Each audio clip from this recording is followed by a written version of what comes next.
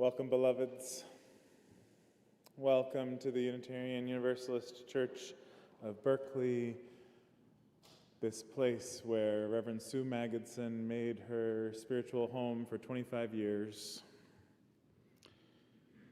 We gather to honor, to celebrate, to grieve the life of Reverend Sue Magidson.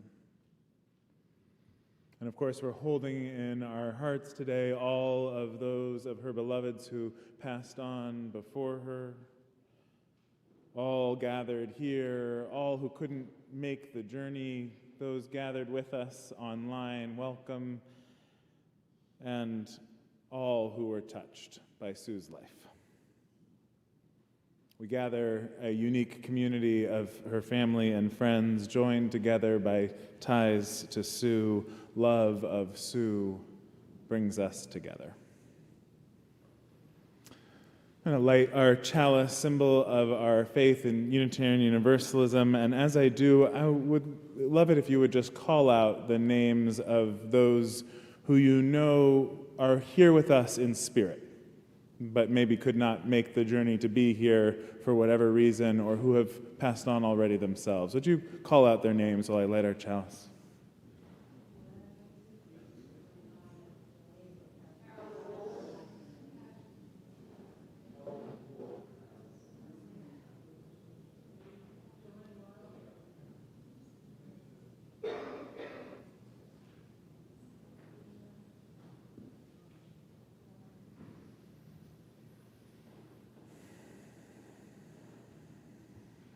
May we feel ourselves surrounded here by that great cloud of witness.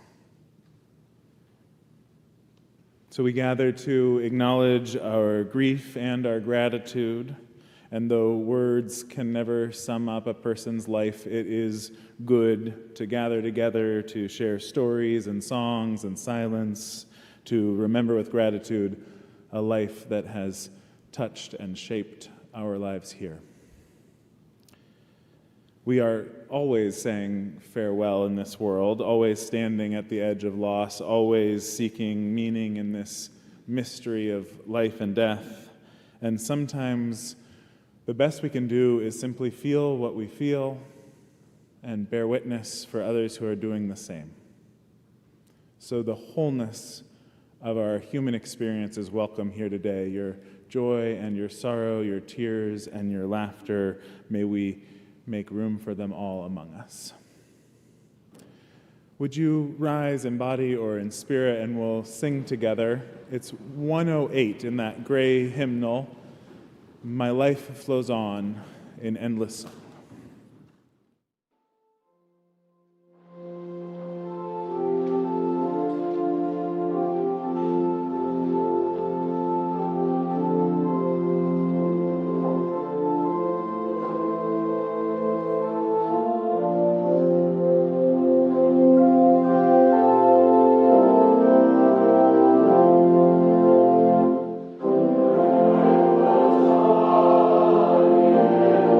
Oh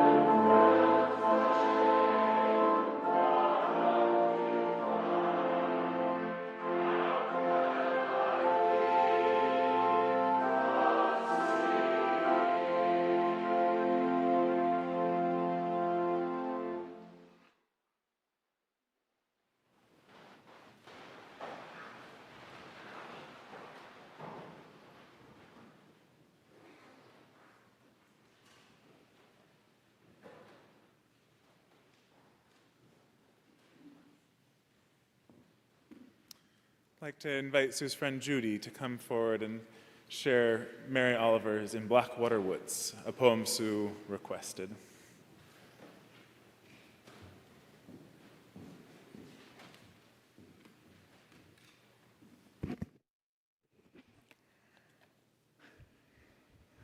Look, the trees are turning their own bodies into pillars of light, are giving off the rich fragrance of cinnamon and fulfillment. The long tapers of cattails are bursting and floating away over the blue shoulders of the ponds. And every pond, no matter what its name is nameless now. Every year, everything I have ever learned in my lifetime leads back to this. The fires and the black river of loss, whose other side is salvation, whose meaning none of us will ever know.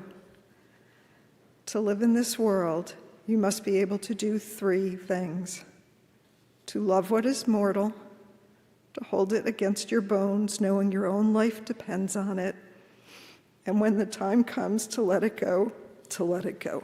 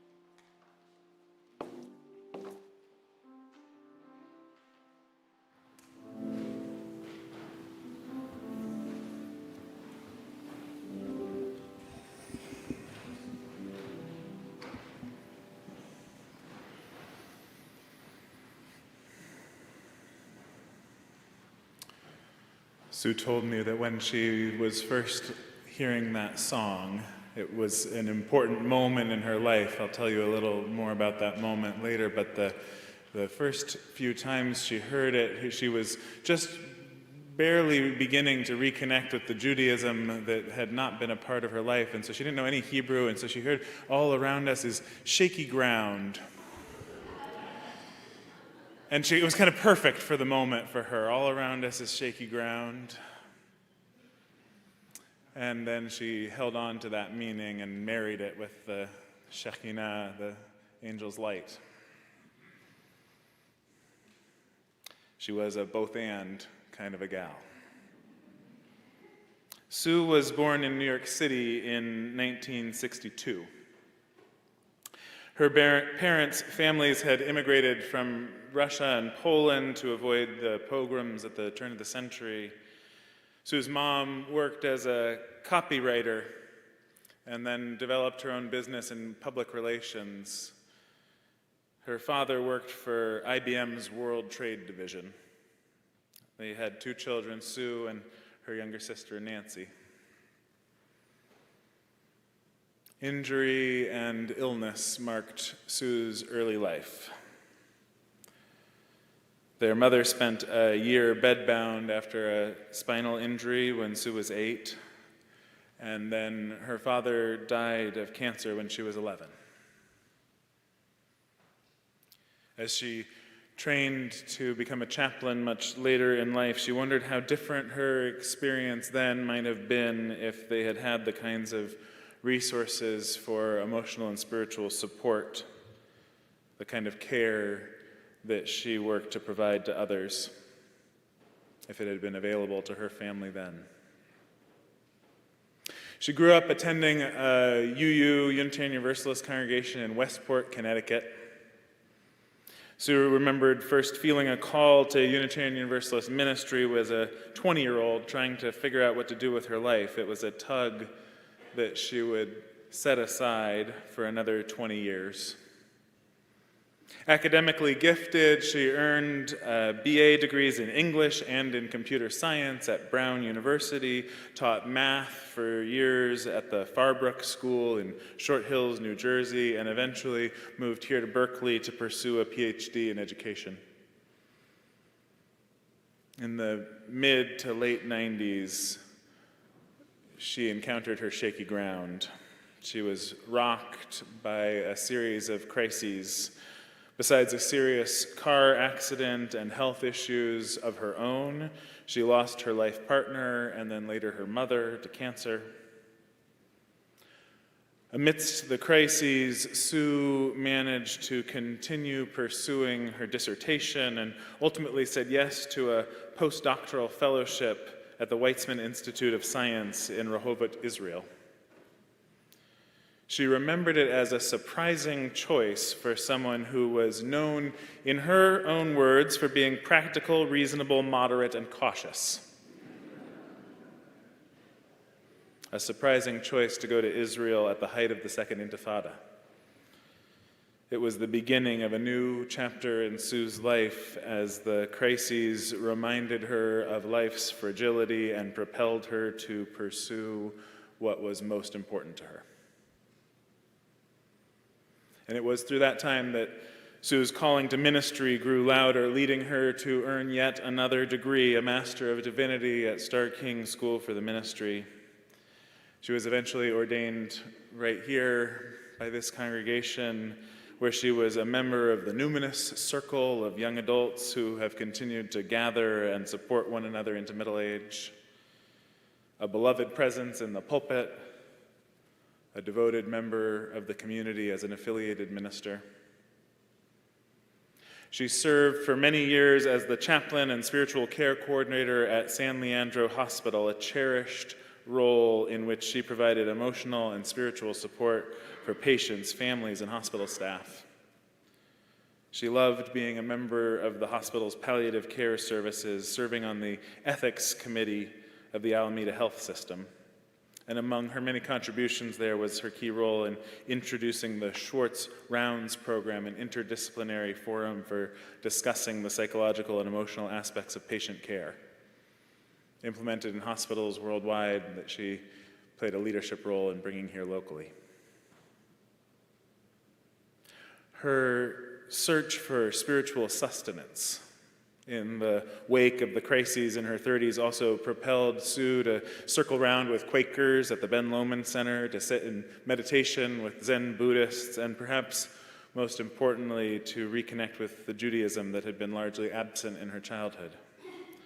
Chokhmat Halev and later Torah of Awakening became important sources of Jewish community, and Jewish practice became integral to her spiritual life.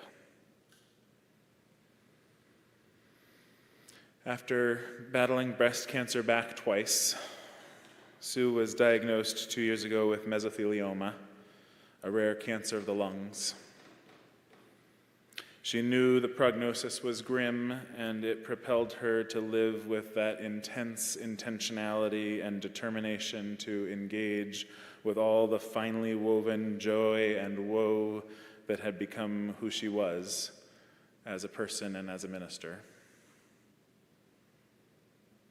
When she sat me down to plan for this service just about a year ago, I was not entirely surprised, knowing Sue, just how much of the service she had already carefully planned. So I'll end with one more poem that she had asked to be read, a poem that invites the kind of attention to blessing amidst it all that Sue was committed to in her life and her ministry, a poem which she told me with characteristic candor that if I did use in the service to please get all the words right, because I had messed it up and switched two around the last time I said it at Easter service.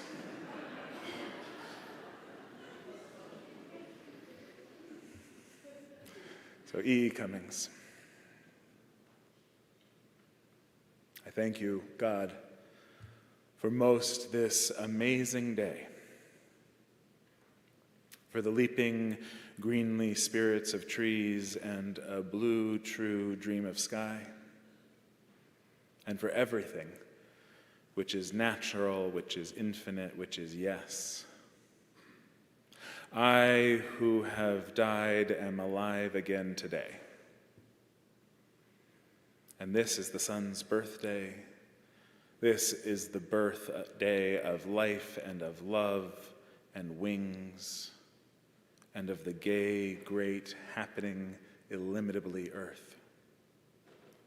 How should tasting, touching, hearing, seeing, breathing, any, lifted from the no of all nothing, human merely being, doubt unimaginable you? Now the ears of my ears awake, and now the eyes of my eyes are opened.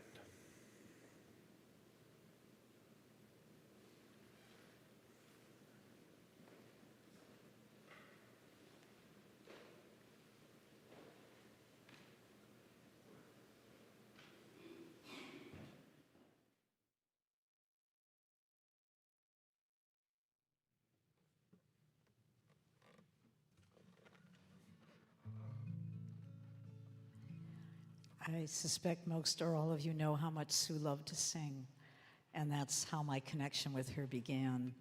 And I want to invite all of you to sing, because I know you would love to, and I know she would love to hear you singing the chorus. I'll sing it once, and then we'll sing it together, and then it'll come around a few times. Going home, going home, your journey's at an end and you're going home, safely home, safely home, your journey's at an end and you're safely home, going home, your journey's at an end. Just try it. She would love to have you just jump in and do it wrong. But she, unlike what she said to Marcus, you do get to make mistakes when you're singing. Pete Seeger says that harmony is any note your neighbor is not singing. So here we go. Going home,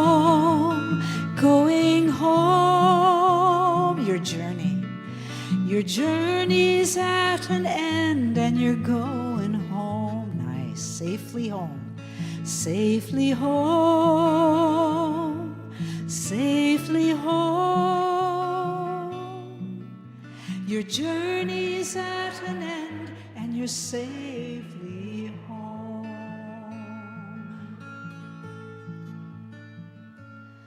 Life is long, life is brief. First a green and tender shoot, then a falling leaf. Some days seem endless, but the years fly by so swift. And when the whole is gathered in, you know each moment was a gift. Going home, going home.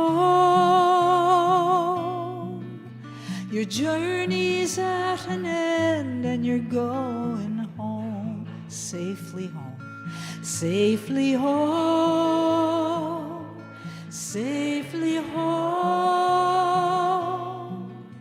Your journey's at an end and you're safely home.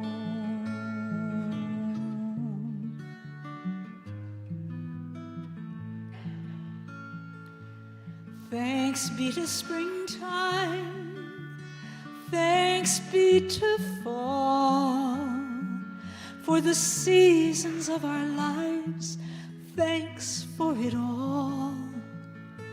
We were never meant to stay, we are always on our way, and we never walk alone, and we are always heading home,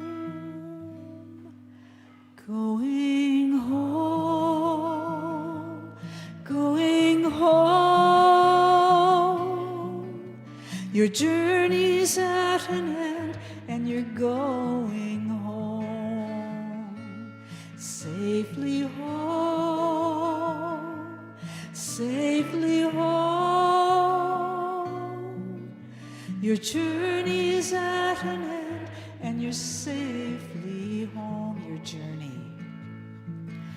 Your journey's at an end and you're safely home.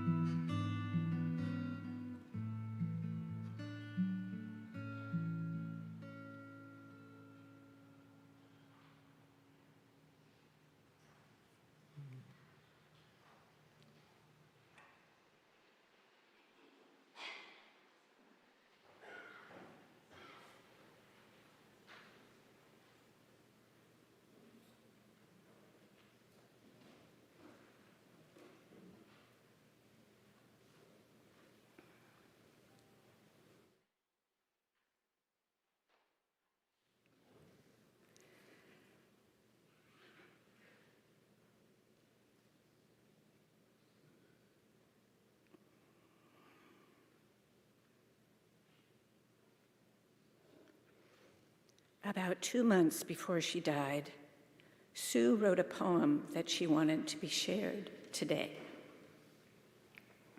No one says it will be your last time doing, and then it is. No one says it will be your last until it's over. No one says it will be your last pain-free day until you're in pain. And even then, will the pain subside or be something you'll live with from this point on?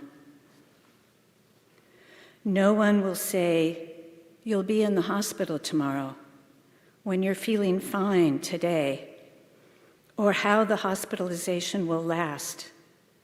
4 days? 12 days? No one can say how many more days lie ahead, in what stage of discomfort, In what stage of independence? It could be tomorrow. It can always be tomorrow. Out of the blue, there may not be preparation time, so best to plan ahead. So best to enjoy the time I've got. Who knows what's best? No one. We all try. I try. People tell me to rest, and I wonder if I have that luxury. But I do need time to go inward and listen. And I don't know how to do that except by resting.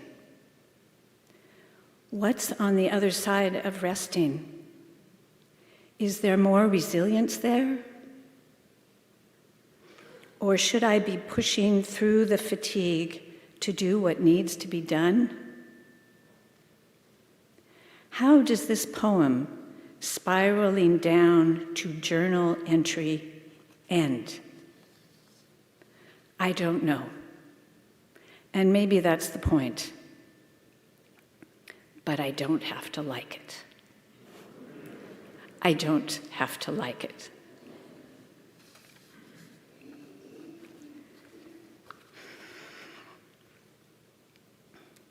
Sue and I met not long after I took the job of office administrator here at UUCB in 2000. Over the years, we attended leadership school together and various UU conferences in Portland, Salt Lake City, and Phoenix. I attended some of the worship services that she led, and like so many here, I appreciated the way she crafted the sermons she wrote and the services she led, giving so much thought and consideration to the details. I did not experience her chaplain skills as so many others did. After she was ordained and became one of the community ministers at UUCB, our relationship became one of staff members, and we honored the boundaries set between staff and members of the congregation. I think it was helpful to both of us to be able to share the joys and challenges of our roles with each other, and it became an important aspect of our friendship. Over time, I learned that she demanded so much of herself and of others. She had a very powerful inner compass, forged out of a series of life and death events, many of them before I met her. My experience was that she was always serving her mission and purpose, always trying to maximize her time and energy. I think our friendship worked because I was willing to fit into her world. And I learned a lot about life and friendship from our experiences together. Our focus was often on work and our to-do lists, but we managed to wrestle some time to have fun together, too.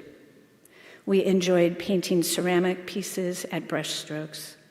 We took walks at the Berkeley Marina and Tilden Park. We celebrated Christmas and the solstice by attending the Christmas revels and wonderful Chanticleer concerts. We took the tour at the Cho Chocolate Factory, and she delighted in the tastings we were offered right off the production line. She had the most extensive collection of different kinds of chocolates that I had ever seen.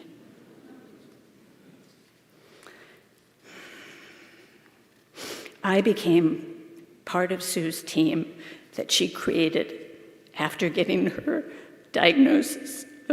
Okay, I'm just going to cry. I'm just going to have to cry.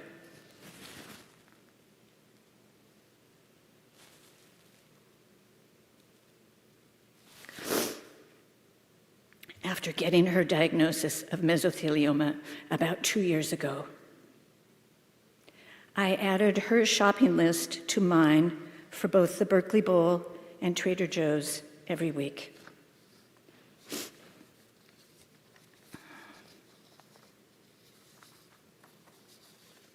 And I learned just how important color was to her in her home. As summer turned to fall last year, and Trader Joe's changed the color of their tissue boxes from spring colors to autumn colors, she asked for tissues from elsewhere,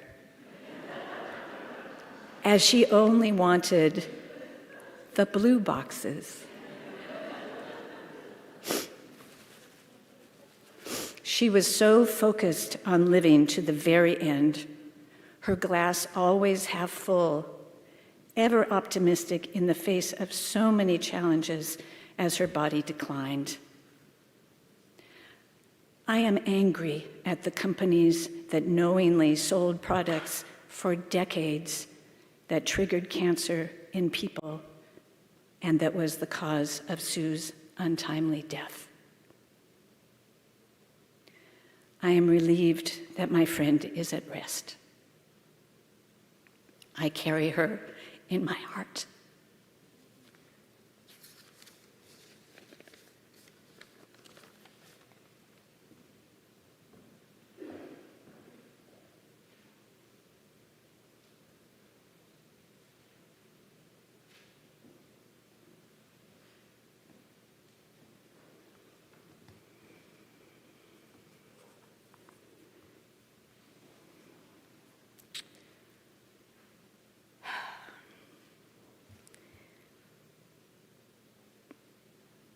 I've known Sue for 45 years.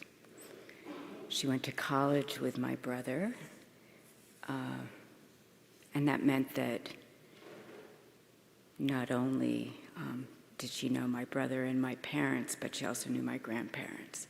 It's very, very special to me.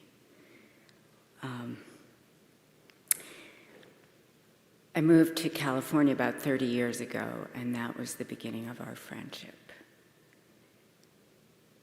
Very, very early on in the friendship, what struck me was that Sue was marking time. And she was marking time with anniversaries of losses.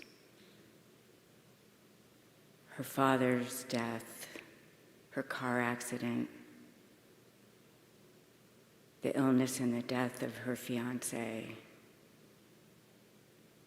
And then, very quickly, there was breast cancer. I had never known a person who carried as much sorrow and grief as I experienced in Sue at that time.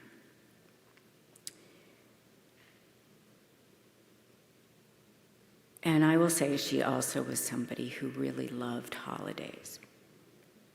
She marked time with holidays. Thanksgiving and Christmas and Easter, Hanukkah, Passover.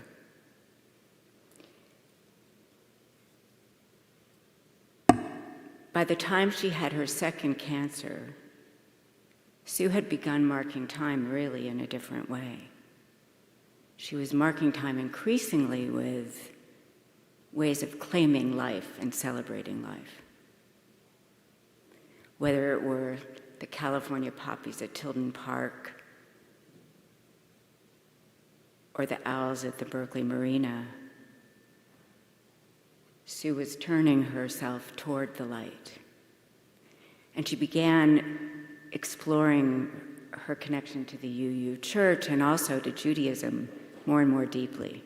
And I have to say, this won't be funny to anyone here except maybe my husband, but I was her guide in the beginning of her Jewish education, and I'm someone with very little knowledge of Judaism. But I was more observant than she was. And so, what was a person who marked time by loss and grief, increasingly was marking time by surviving and thriving. And so the holidays began to be fuller and richer, and Shabbats became part of her life, and more Jewish holidays. And if you were a friend of Sue's, as I was, then your time was also marked by what was happening here locally, local celebrations. So there's the Live Oak Fair, and there's the Himalayan Fair, and there's the Maker Fair, and there's the Book Fair, and there's the Watershed Fair, and there's the Telegraph Street Fair, and probably people know most of these, and as a friend you were expected to celebrate each and every one of them, and she looked at her calendar if I made a date during a fair that we always went to, or so she told me. That was part of our ritual. There were two rituals that Sue and I observed together that were very, very important to us. And one of them was Tashlik, which comes in the high holiday period. And in Tashlik, you throw traditionally breadcrumbs into the water to cast away what you want to let go of from the year before. It's a very meaningful ritual. And we must have observed Tashlik, I don't know, 25 times. And in the early years, we threw breadcrumbs, and in later years, we threw matzah, because you don't ever eat all the matzah that you get. And in the later years, these last few years, Sue threw stones. There was a lot of anger in the midst of Tashlik, a lot she wanted to hurl away. The other holiday was Passover. We had a very special Passover intimate, just my husband, my friend Sharon, my mother, Sue, and I. And we had two Passovers during this time with mesothelioma, and the first one she couldn't sing, which was really very sad. And the second one she could, and it was one of our happiest Passovers. Her favorite story from Passover is the story of Nachshon who led the Jews into the Red Sea and somehow trusted that the sea would part. It feels to me that she's almost always been leading the way through really difficult, scary things. And most of the time, with so much trust and so much certainty and fierceness that the sea does part.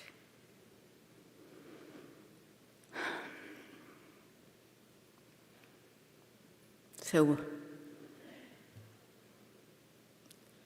I wanted to offer two other rituals because they're very important. During the time that she was really sick, she insisted on greeting every new blossom and bud. And we would walk and we would count steps. And she wanted to make sure all those things were there. And I wanted to suggest to you that when you're walking down the street, especially at this time of year, and you see new buds and blossoms, that you think of her, because she would have wanted to greet them. And the other thing is to know that Valentine's Day was a very special holiday to her, and I did this little for myself to remember her, and I wanted to say that she loved giving hearts to people and giving blessings to people. So it's really appropriate that we have this time in the calendar to bless and remember her. Thank you.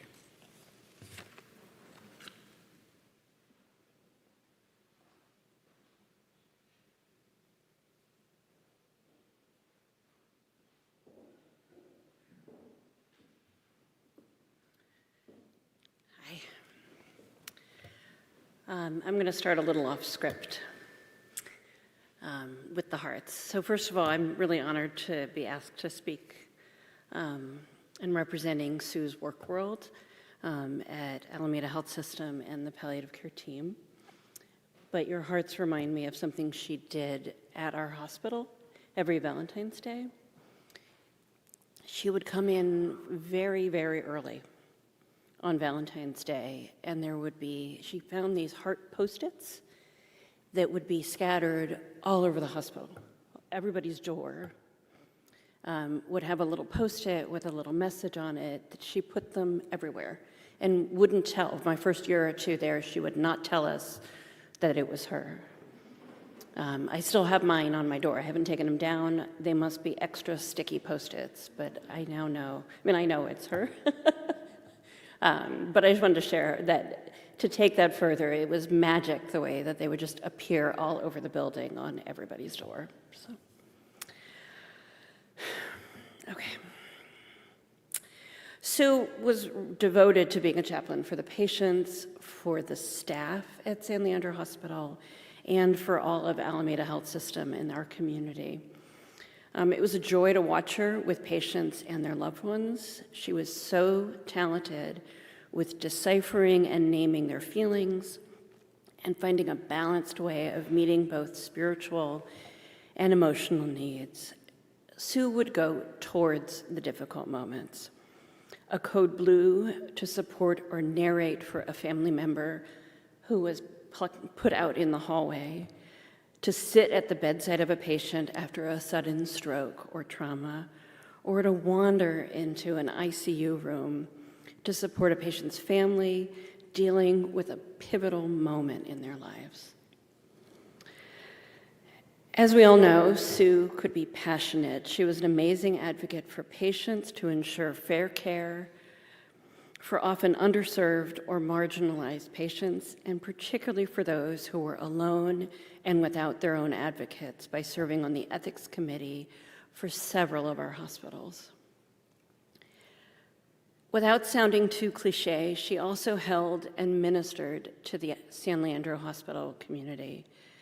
Needless to say, she was popular and well-loved. When I first arrived there, we could not make it across the building because staff would stop her and talk with her and felt connected with her.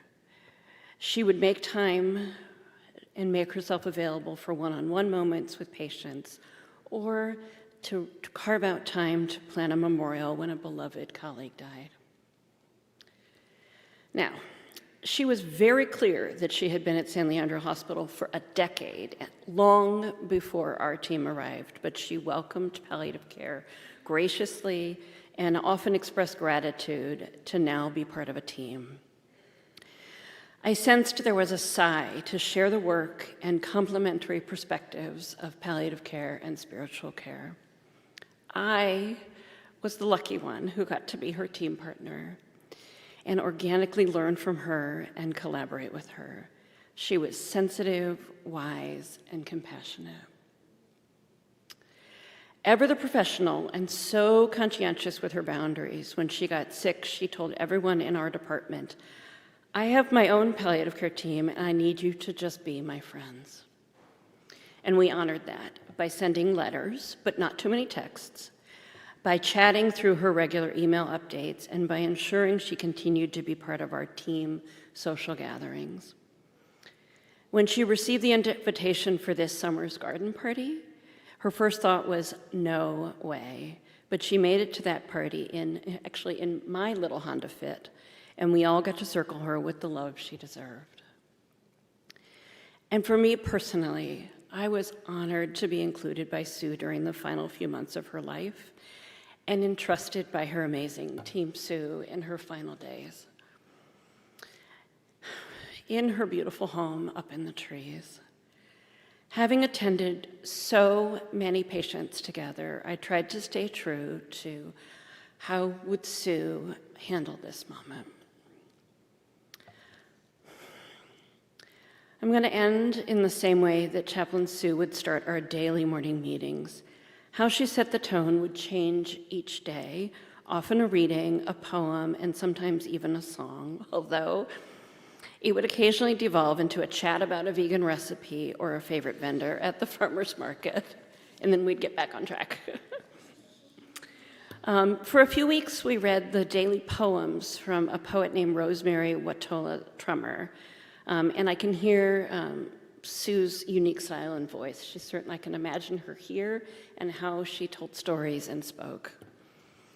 I'll admit, because it's a daily poem, I did look at the poems from around the night that Sue died, hoping there would be a serendipitous moment. But I actually would instead like to share this one from Friday, December 12th. It's a different day that many were gathered with Sue, and I inexplicably was thinking of her all afternoon. And the poem is called The Gift. The day after you died, everyone was you. Every man behind a counter, every woman on a phone, every child, every grandmother, every stranger in the airport, every driver on the highway. Every voice was your voice. Every face was your face. Who else, I wondered, was certain they could not live another moment? Not knowing the answer, I imagined love carrying all our fragile, floating hearts. I had never been more certain of the holiness of everyone. This, the gift you gave me. When I arrived home, I lit a candle. It was your name I set into the flame, wishing you peace. It was you I wept for, I wished for, and you were everyone. Thank you.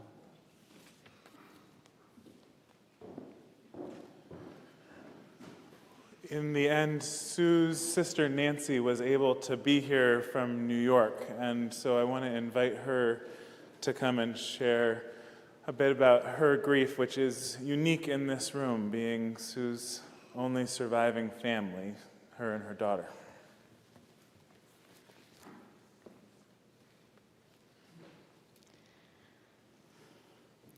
I am Nancy, and I was Sue's sister. In late December, I attended a group orientation for a theater project Tabby joined. One prompt in the Get to Know You exercises was to sashay across the room if you had a sibling. I felt my throat tighten and eyes tear as I chose to sashay, thinking, I am still a sibling for now, but Sue's loss felt imminent as it had many times over the past 2 years. Sue and I had a difficult relationship. People who knew her will say to me, I know your relationship was complicated, or I know you were estranged, suggesting an equal choice in decision-making. This was not the case with us. I never knew why Sue cut me out of her life. For much of our adulthood, what prevented her from meeting my daughter, even over the computer. Sue was complicated, private, and guarded. Most of you knew a different Sue, Rev Sue, Friend Sue, which is not to say that no one else saw her challenges alongside her beauty, gifts, earnest endeavors, grit, and determination, something I've learned over the past 2 years. Many people are fundamentally different with family. In this, Sue was no exception. I showed up for Sue in sisterly ways. I listened and sympathized, made suggestions after coming to an understanding, sent her stuffed animals and books and games to play with us over the computer, brought her the chocolate treats she liked from my local food co-op as they weren't available in Berkeley, shockingly. I didn't bring up the past or challenge her much. I chose radical acceptance, which seemed to be the only possibility for spending time and reconnecting. I accommodated and took care of Sue and rearranged my and Tabby's lives and vacation plans around her cancer, needs, and wants. I shared my child with her, a child she'd been unwilling to meet prior to her diagnosis. Sue had only wanted to see photos as the risk of talking felt too high. In 2022, I made a big push for her to begin a relationship with Tabby over the computer. It was COVID. Sue said she spoke to friends about the role of an aunt and what this might entail, as it didn't come naturally to her. But she ultimately concluded that she was too overwhelmed by Omicron at the hospital, and this would require bandwidth she did not have. This past fall, she shared that she wouldn't have been open to speaking again had it not been for her diagnosis. Consequently, she only met Tabby in the summer of 2024, when she was already tired, coughing, and short of breath. I knew Sue in a way no one did, and I think that was scary for her, and it wasn't easy for me. Sue and I had many identifiable similarities. We were pretty aligned on our politics, our taste in food, our love of farmers markets, animals, nature. We resemble each other, and we grew up in the same house. She was a chaplain, and I am a social worker. Our ideas and aspirations around family and the ways we move through the world and relationships were a place we differed. When Sue emailed to share the tragedy of her diagnosis and offered to add me to her email update list, I responded with horror and sadness and the unbelievable unfairness of this, her third and most life-threatening cancer. She told me not to Google the life expectancy, that she might have 10 years, and that she didn't know that she needed all that time. I implored her again to speak with me, asking if she'd see Tabby and me if we flew to California. From then on, I lived primarily in the present, with nearly no references to childhood or the past. On our bi-monthly trips out west, we all went to the zoo. Okay, a note about the zoo. Sue had convinced me to go, even though I'd avoided zoos for more years than I can recall, not wanting to see animals in cages. On one trip, I was upset by there being only a solo elephant, Osh, and she messaged me some months later to say that out of a concern for his well-being, the zoo had relocated him to an elephant sanctuary. We painted pottery, like Elisa said, we painted pottery at brushstrokes, ate sushi, and through the farmers markets, played some board games and the blue steel drum we all loved, and Tabby and I visited her in both apartments. Sue was happy when we came, needing to schedule days and times between her appointments, limited energy, and plans with friends, and she never wanted us to leave. She would say it was never enough time.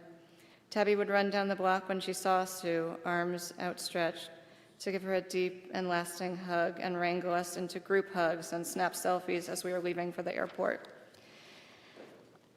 Since we reconnected, I spoke to and texted with Sue constantly, often daily or multiple times a day, and my mood and sense of well-being rose and fell with her stability, improvement, or decline. I feared she would die over the summer and came to California before and after our trip to Germany and Tabby's adoptee sleepaway camp, as it always seemed like it could be the last time. On our October visit, Tabby said through tears, "I just met her and I feel like she's about to die." Sue's potent combination of optimism and denial confused me. She would say doctors were conservative, and time again she proved this to be true. Sue always thought she had more time and that each upswing was an opportunity to adjust and observe, and the new normal. Sorry. I lost my place. Okay, I don't think she really believed she was imminently dying until hours before her death. She texted me the night before she died saying, "Still sleeping much of the day, starting to wake up, sending you lots of love," followed by 6 red hearts. The way she phrased the text implied that she thought or hoped that she was again on the upswing, that there would be another chance to talk soon. When we would speak, Tabby and Sue would exchange loud speakerphone hellos. She asked for photos after I did Tabby's hair and was interested in what Tabby did and what was important to her. She recognized and was saddened by not being able to watch Tabby grow up.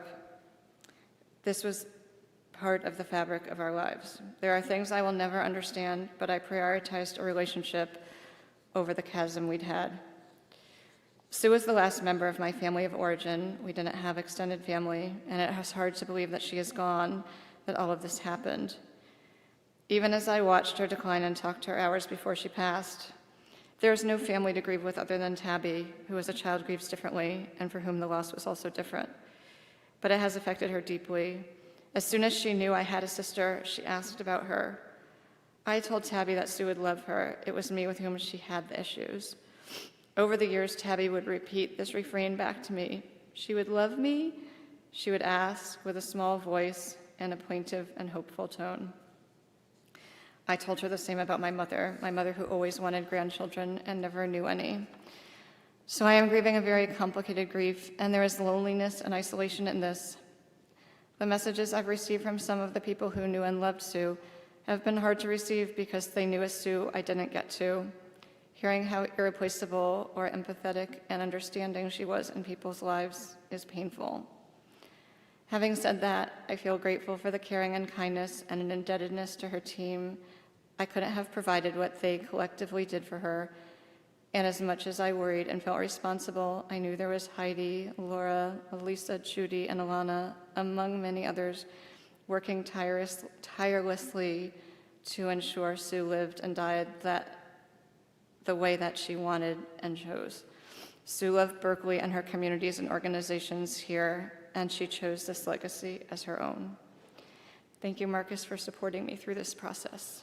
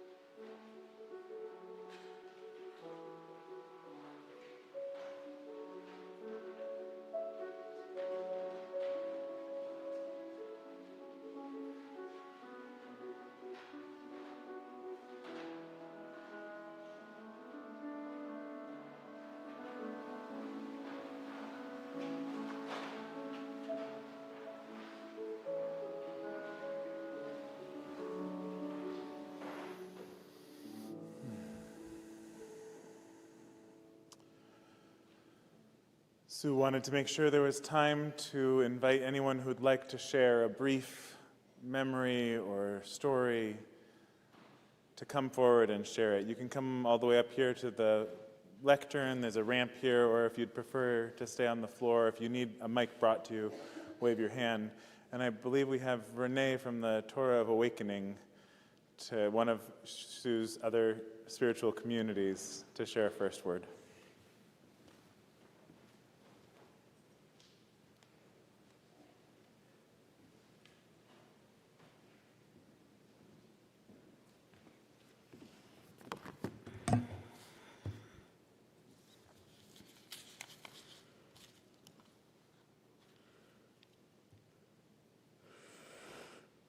Good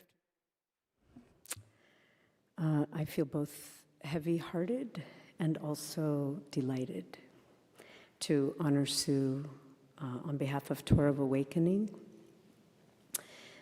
one of Sue's Jewish communities.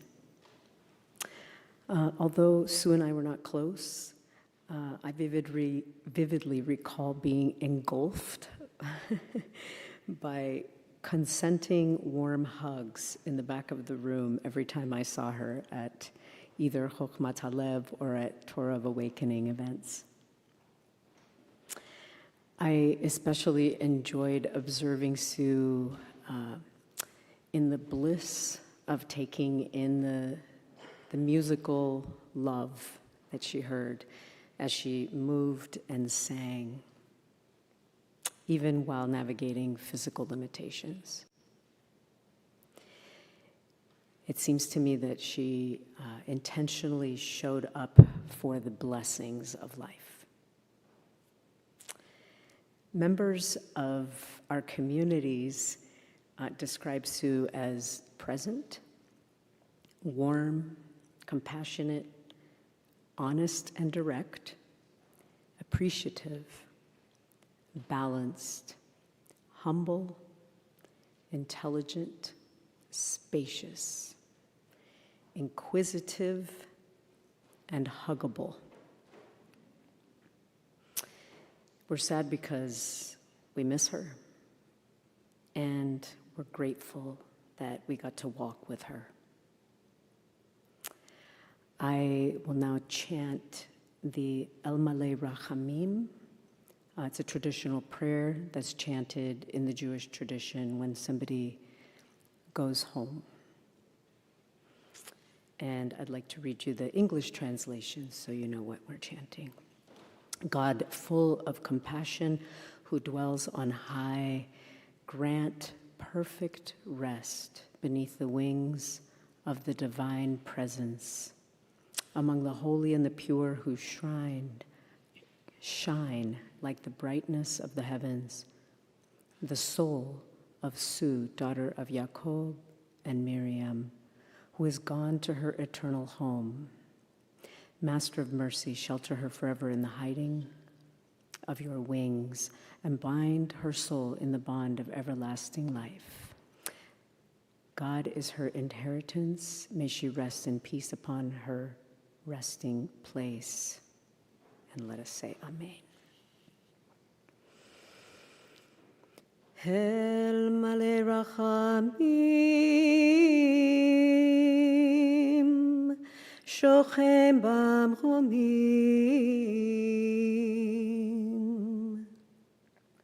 Hamtze Menucha Nechona Tachat Khanfecha Shechina,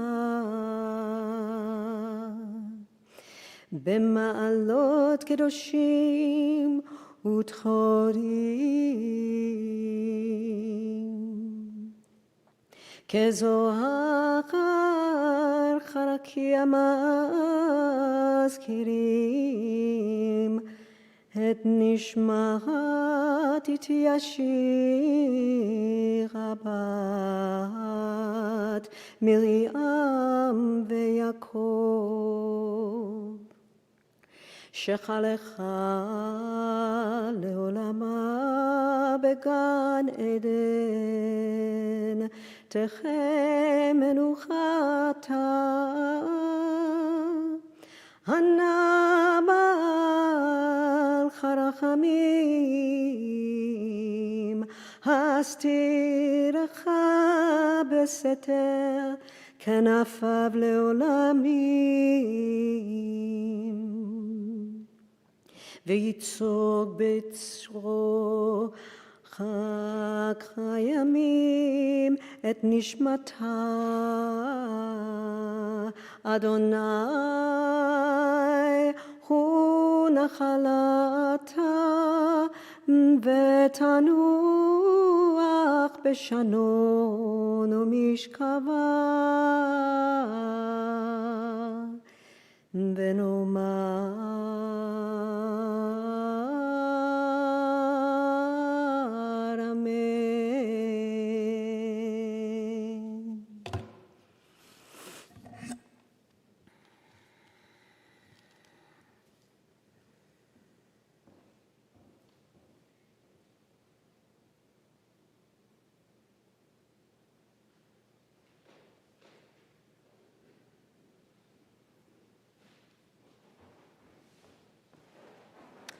My name is Michelle Voilacay. I'm a member of the Numinous Circle. I've known Sue for 30 years, I think, close to it.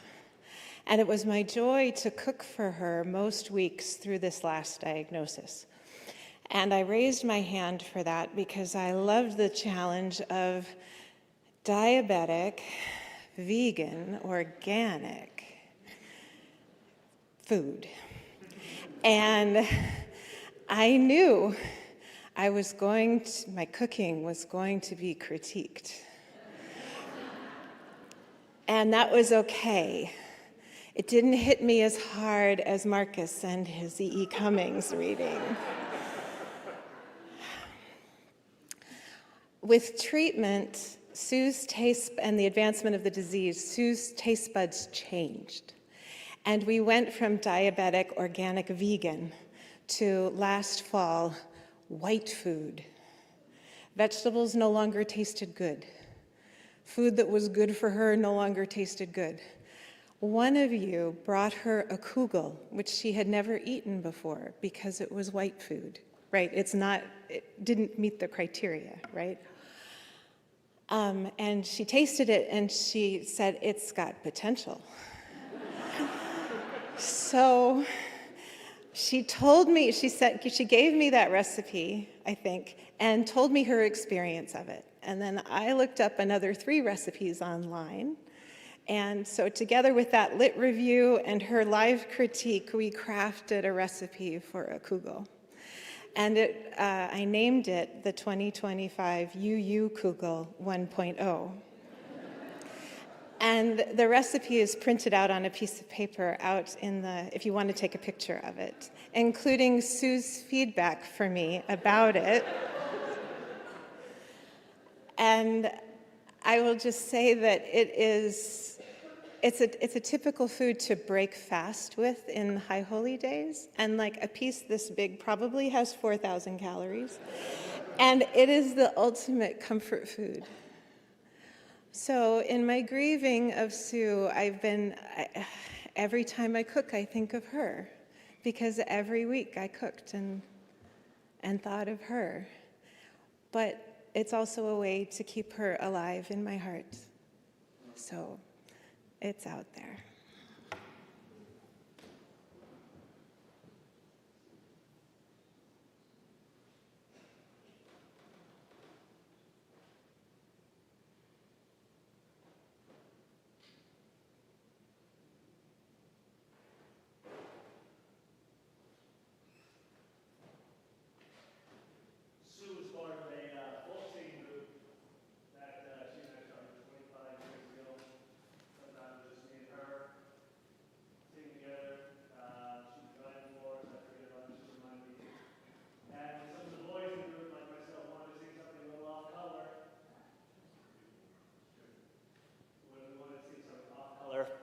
In the humor section, she would bring us back to something a little more righteous and beautiful. So if anyone want to continue the tradition of singing, and remember any Pete Seegers, any note, not the other person next to you is excellent. We sing every first Sunday of the month.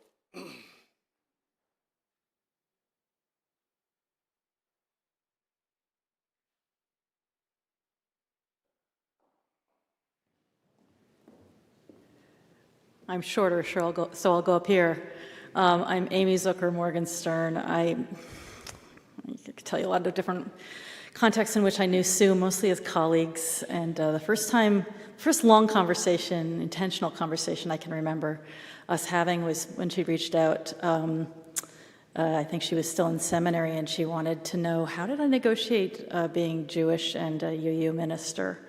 And that was a thread that ran through our relationship in the subsequent years, as did being in a group of women, UU clergy in the area. But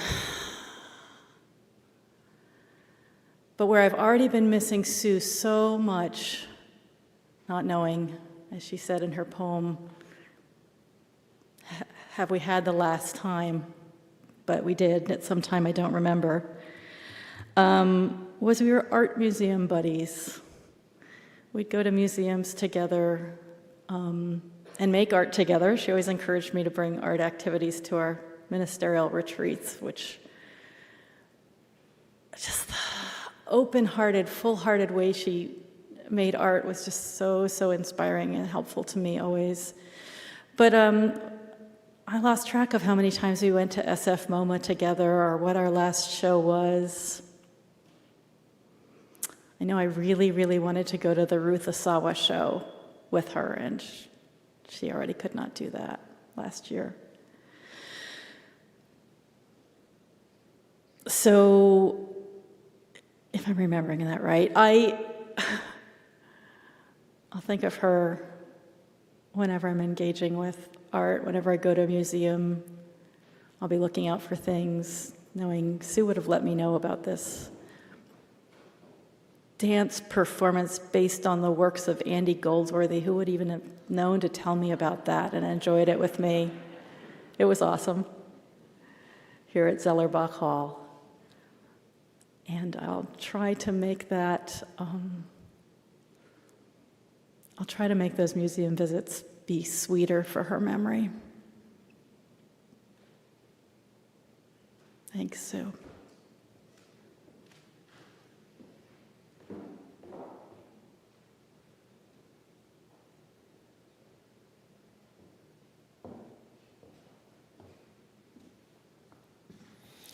Hello, everyone. I'm Paul Hudson. I've known Sue since the early 1990s when she gathered with a spiritual group that we called the Numinous Circle that engaged in deep sharing and deep listening. And I just want to share with you our sacred words that we spoke before each circle for years. And these words are dear, very dear to Sue. So in the Numinous Circle, during our check-in, we create a safe and sacred space in which we speak from the heart. We share deeply of our spiritual and personal life journeys, confident that others in the group will listen supportively with compassionate attention and silence, and trusting that our stories will be kept safe within the circle. We ask that during your check-in, you be mindful of the time you take, but that you take the time that you need. We begin check-in with a shared moment of silence, and then ask whomever feels moved first to speak to begin. Thank you.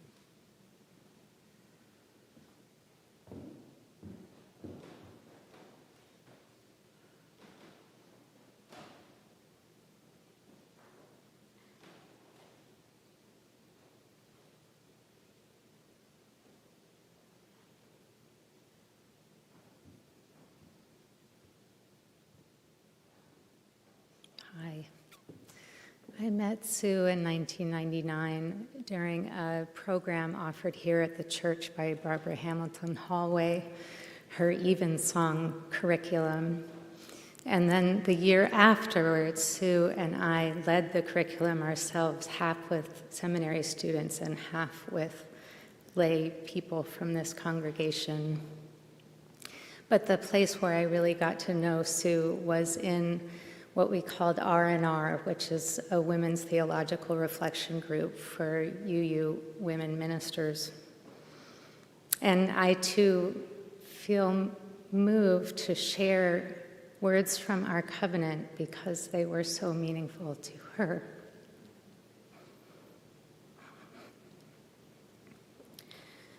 Called by love, joy, connection, commitment, and deep need, we covenant to tend to our souls by sharing intentional monthly reflection time together, with a commitment to being honest and vulnerable. We covenant to risk being our whole and real selves with each other. So she and I've been leading the group for 18 years, and one of the things I most appreciate about her presence in the group was her very deep commitment to silence. Her pauses were very important to our group, and she was very insistent upon them, and I appreciate that about her, and I'm going to miss it.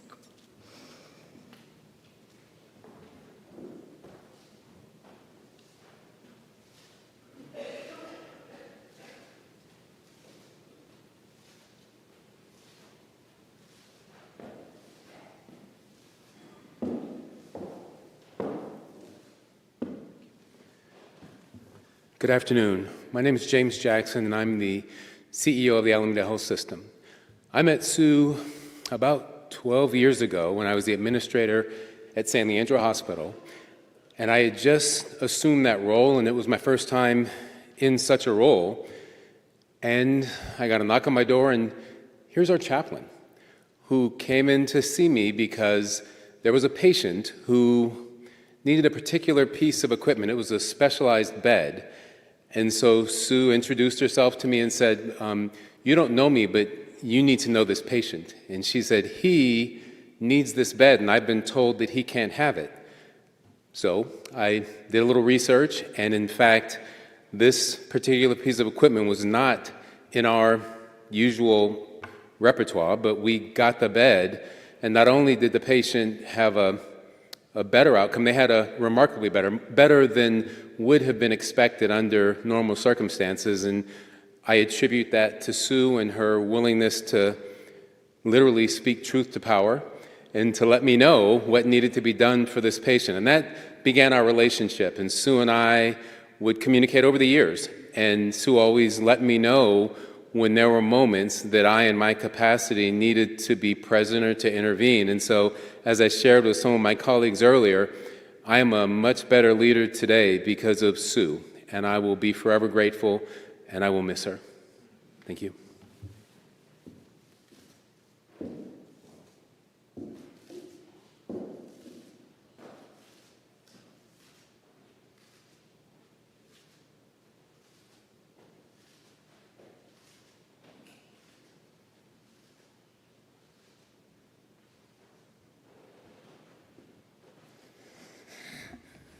I'm Stephanie Ann Blythe, a member of the congregation, and I have lots of personal memories of my time with Sue, but we just heard two people get up and read covenants for their groups.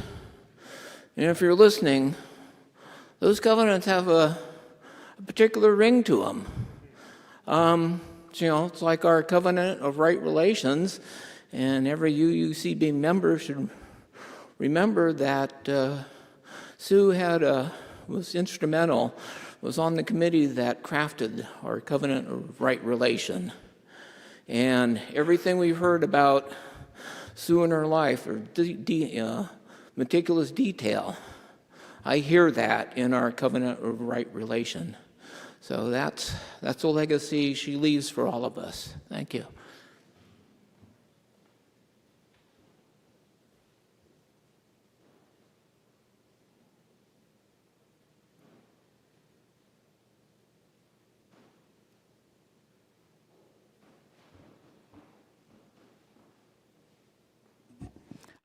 Scheffler, and I met Sue in two places. One of them was here, and then the other one was through the Academic Talent Development Program at UC Berkeley, where she crafted a curriculum, a math curriculum for algebra students that I think is still being taught today. And I got involved in the program because my brother had taught that curriculum, and really loved teaching that. And so I just wanted to say that that's just another community where she was of enormous benefit, and where people are still feeling her influence.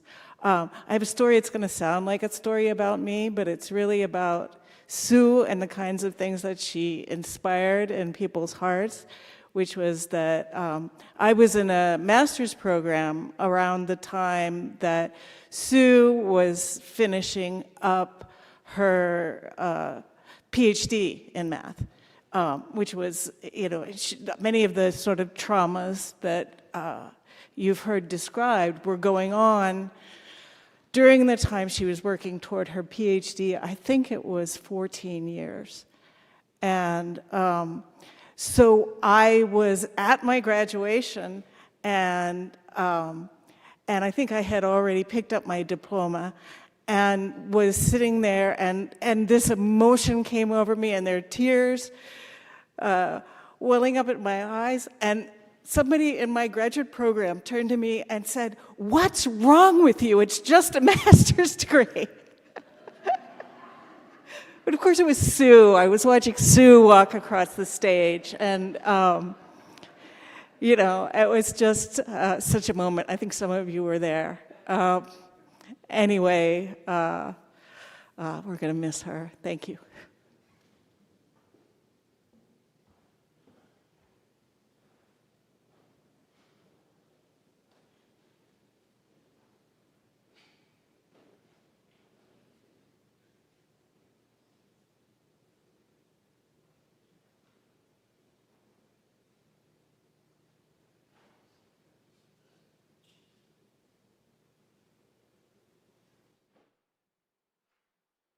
Hello, my name is John Malork, and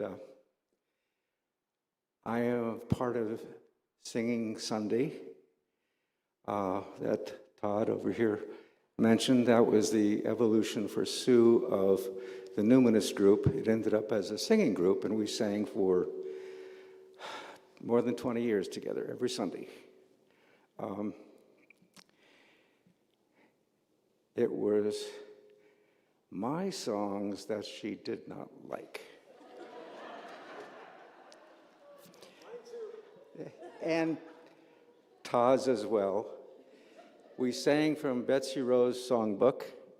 So among the audience, Betsy Rose will know that when I sang, I wanted to sing Squalor, that was one of the ones she objected to. I also helped her when she went on retreat, because the last few years, probably 5, she couldn't lift anything heavy. So I would come over to her house, her apartment, and take her bags down to her car and put them in the car. And then when she came back, I would bring them back from the car up to her, I think it was a 3rd-story apartment.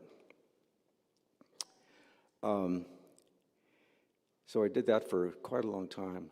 I would say that I didn't know that I needed a moral compass. But Sue proved that I did, and one of the statements she would say to me over and over was, I don't know Reverend Forrest Church, but it was his saying, want what you have, do what you can, be who you will. Thank you.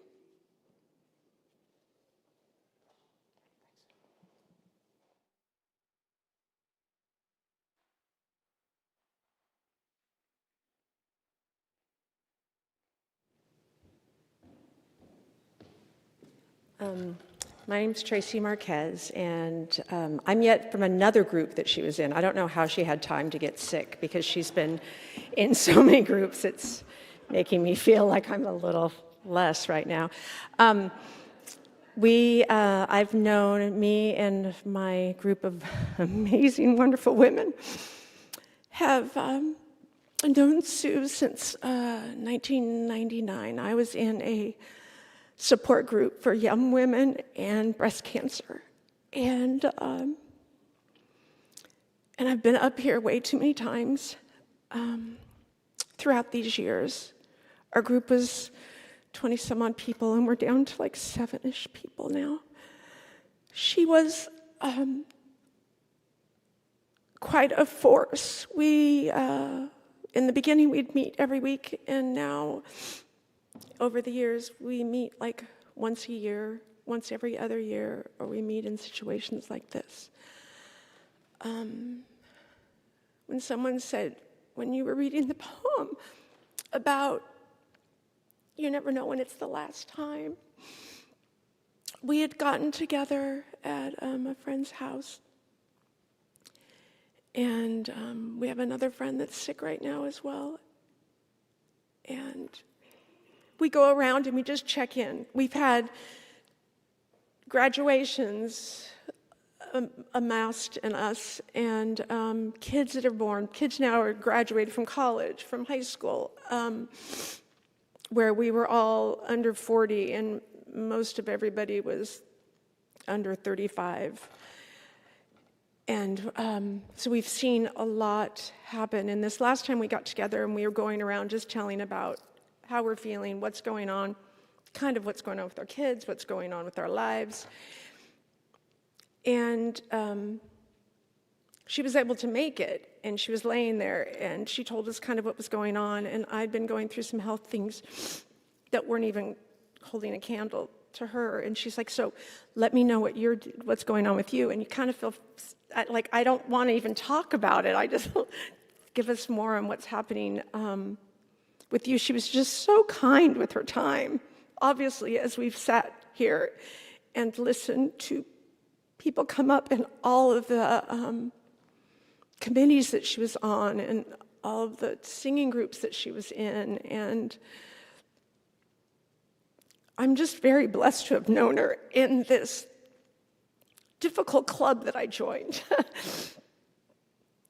And I'm just thankful for her. And I think I speak for all of my wonderful survivors here that we have been blessed to have her in our lives.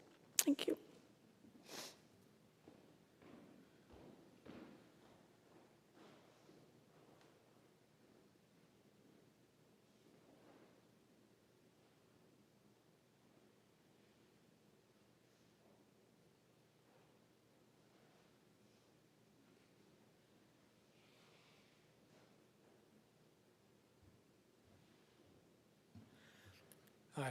I'm a member of the congregation. My name is Reed, and I've known Sue for at least 30 years, but I never knew her that well. There's a wonderful essay by her in a book, Beacon Press book, called Jewish Voices of Unitarian Universalism, where she kind of describes her coming back home to Judaism as a Unitarian. And she was kind of an inspiration to me. She and Jane Eisenstark, whose memory is also a blessing. So I read her essay, and I was fascinated. And of course, I'm not Jewish, but it bears studying. There's a lot of gold in Judaism, and of course, we wouldn't be here if it wasn't for our Jewish ancestors, and we all have them. Anyway, thank you, Sue Magidson. We often talked about her last name that has the word Magid in it. And many of you probably know what a Magid is. Anyway, I think I better get off the stage. Thank you.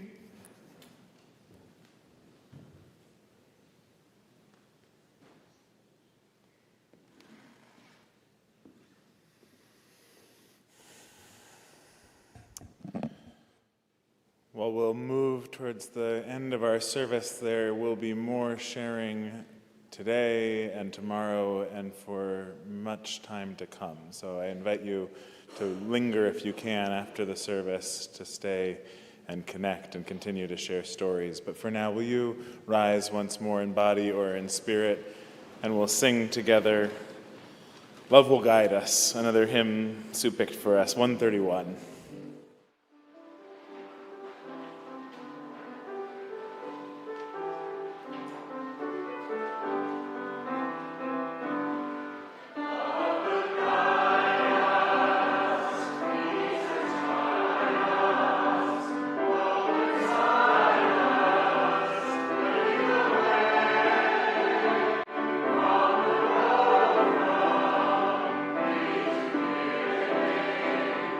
Love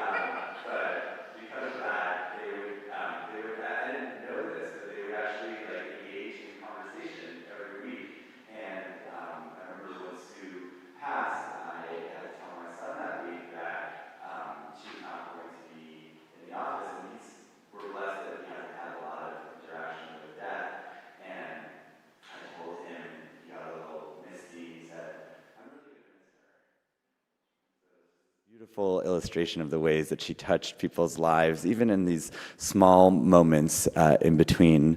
And it feels like a beautiful segue into the Kaddish prayer, the mourner's Kaddish, which is what's traditionally said when someone passes away to honor departed ones, departed loved ones in the Jewish tradition. And what's interesting about the Kaddish prayer is that it says nothing about death. It says nothing about grief, nothing about mourning. The prayer is actually about elevating and multiplying acts of sacredness in the world and finding ways to elevate even the mundane moments into something sacred. And when we say the mourner's Kaddish, it's an opportunity for us to remember the ways in which our departed ones did that, the ways in which they were able to bring sacredness into the big and small moments in our lives and to help give us a glimpse of the holy.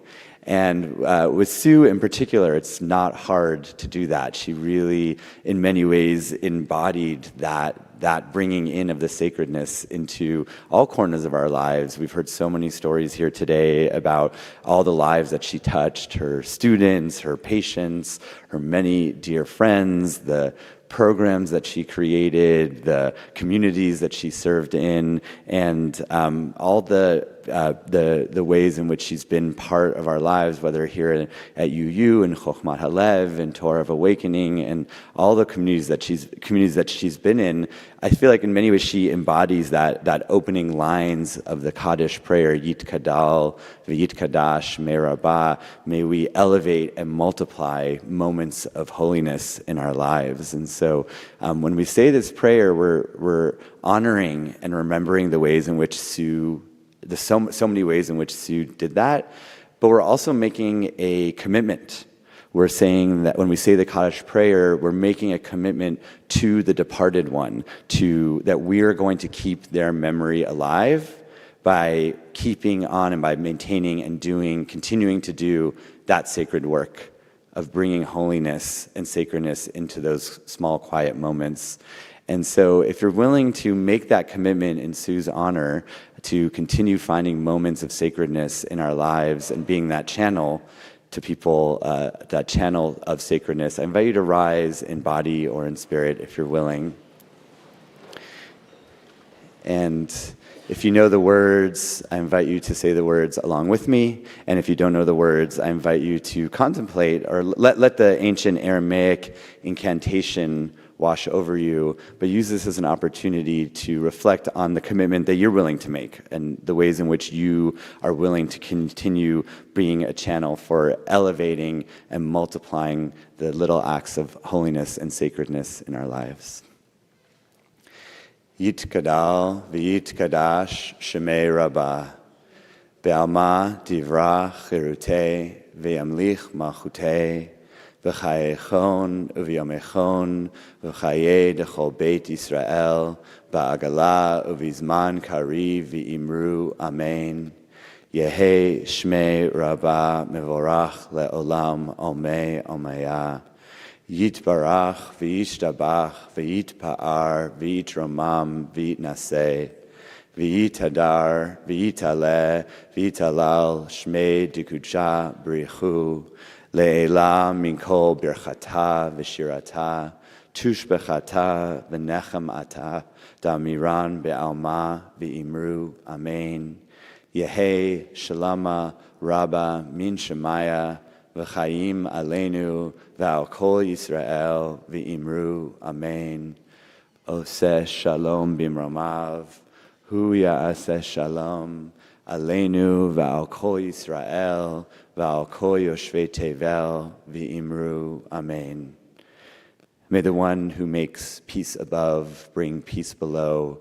May Sue's memory inspire us to continue to fight for peace in our communities, in our families, in our relationships, and in the world that is so hungry, starving for peace these days. And may her memory, Zichrona Livracha, may her memory be a blessing to us as we continue to find and elevate and multiply moments of holiness in our lives. Amen.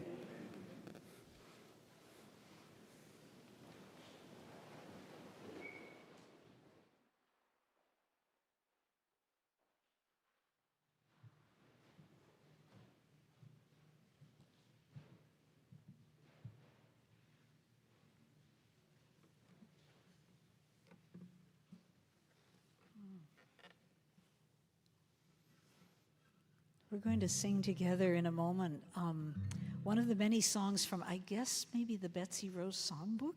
I think you might mean the Woman's Songbook, which was a women's singing circle that Sue inspired long ago, that I then led for many years, and that she was a very, very faithful, supportive presence in that circle. And it started at Star King. I met Sue in the mid-90s when she was a student there, and I was teaching a class there called something like Singing Our Prayers, Power, and Praise, something like that. And it was about the power of song and singing together to release spirit and to make social change. And of course, Sue was all over that, you know that. And being Sue, she came right up to me after the first class and introduced herself, and so said something about how glad she was the class was happening, and invited me to have tea with her, which was a great joy. And over the course of the semester, we had some lovely contacts around music and justice and life. And as it was ending, she said something like, "You should keep this going. You should take this out into the world." And somehow we got talking about women singing together in a non-audition, non-performance circle. And with her encouragement, that's where things went. And when Sue was in her last day, turned out to be days, again, I did not know the last time I saw her and sang with her would be the last time. So that's kind of a theme for this service. But we sang together songs from that time with those circles. And this is one of them. There was one song, I was thinking just one little story that will again lift up that special Sue-ness, to me anyway, is there was a song we often sang, it was called Welcome to the Circle, and it often opens, gatherings of people who have been going through something together, and or even memorial services. But it's a beloved song, and I said, "Sue, would you like to sing Welcome to the Circle?" And she paused, and she thought, she was lying still. It was, she was not very energetic at that time. And she said, "I don't know if I want to sing that song," because she said, "I don't know what circle I'm being welcomed into." Wow. What a deep woman, and what an honest woman, even as some of her energies were fading, that quality of reflection and honesty and penetration were so there. It was just a beautiful, beautiful moment. But this one she did want to sing. It's a blessing song. It's a sending forth song. And it is a song for someone who is officially, the song sounds like someone who is still living on this planet in their body. And that's fine. And we're going to sing it that way, but I probably will add one little ending verse for those who are walking a different path. It goes like this. May you walk in your life as a warrior, clear and loving and strong. May you walk in your life as a warrior, trusting the path you are on. That's the basic framework of the song. We'll sing it a few times with a slight change in each verse. You'll get the idea. But just give it a try. Here we go. May you walk in your life as a warrior, clear and loving and strong. Clear and loving and strong. May you walk. May you walk in your life as a warrior, trusting the path you are on. Trusting the path you are on. And some of the verses I'm going to sing are really very much inspired by who Sue was. And I'm going to say, may you walk in your life as a healer. May you walk in your life as a healer, clear and loving. Clear and loving and strong. May you walk in your life as a healer, trusting the path you are on. an artist. May you walk in your life as an artist, clear and loving and strong. May you walk in your life as an artist, trusting the path you are on. As a lover, may you walk in your life as a lover, clear and loving and strong. May you walk in your life as a lover, trusting the path you are on. And we would sing this in the Women's Song Circle. And this is called a zipper song, where you zip in a word or two, zip it out, and zip in another one. And it can go on for quite a while, as this service has, so we won't stretch ourselves too far. But I just thought it might be nice if I pause for a moment, and anyone who just call out another word that we could put in this song. We may not put them all in, but when you think of Sue and you want to bless the life she walked, lift up the life she walked, what other words come to you? Teacher, yes.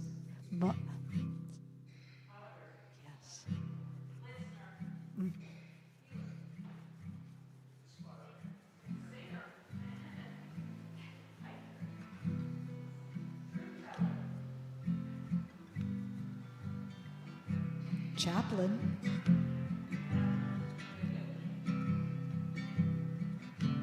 Wonderful. Oh, that just makes it all the richer. Oh, lifting up all those words and all the words of today to the ears that hear in another realm, the hearts that hear in another realm. And I'll just end with, may you walk in your life as a spirit. May you walk in your life as a spirit, clear and loving and strong.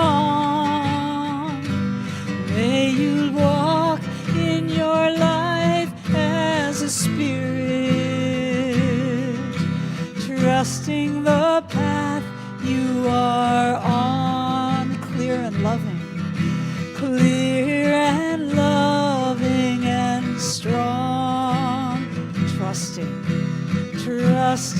the path you are on.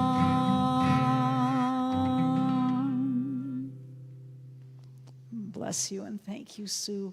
We love you so much.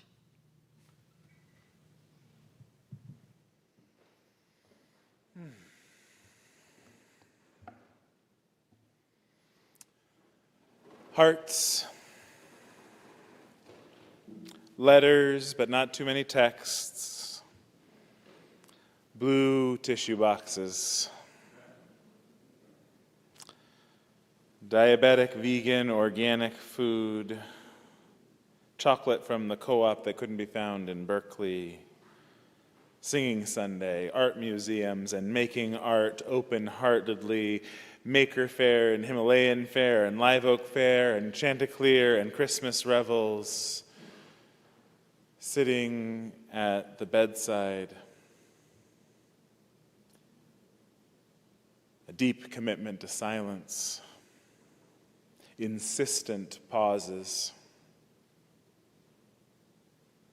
a specialized bed, a better leader, quite a force, bliss, as she moved and sang. Crafter of covenants, writer of curriculum, a powerful inner compass. Marking time in anniversaries of losses, in California poppies at Tilden Park, in owls at the marina, in buds and blossoms, a life well lived. Sue, into the hands of the earth, we let you go. Into the sunshine and the rain, into the dance of the stars and the planets, we let you go. Into the wind's breath, we let you go. Go safely, go dancing. We miss you, we love you. Amen. I invite you to stay if you can, linger over a beautiful reception that's been prepared by Sue's team. Thank you all who made this day possible. Stay if you can, go when you must. Go with peace, go with love.